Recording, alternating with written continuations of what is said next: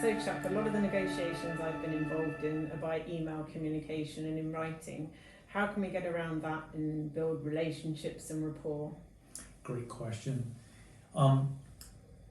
The toughest negotiations, I think, are the ones that are in writing, that are tightly prescribed, that are conducted by governments. They come to the table already with their hands bound in certain sorts of rules and parameters.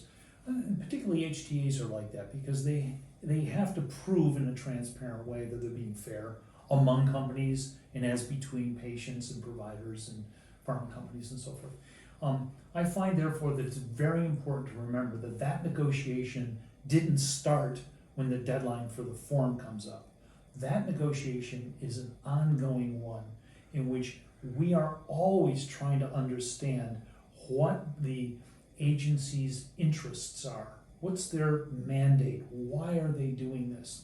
And we try to understand what do they think the precedent is they're dealing with. How do they use their metrics in evaluating a transaction, so that in our written responses we are building in what we've learned from them before the formal process ever begins.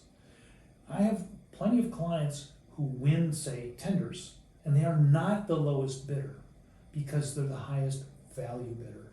They're the highest value bidder because they spent time before the formal process ever began, when it's legitimate and appropriate to talk to the decision makers or the representatives and learn what's at stake for them.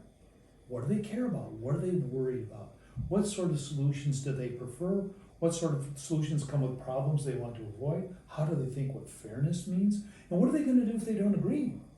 What are their choices? All that work needs to be done before the formal process legitimately shuts down communication to protect the integrity of the process.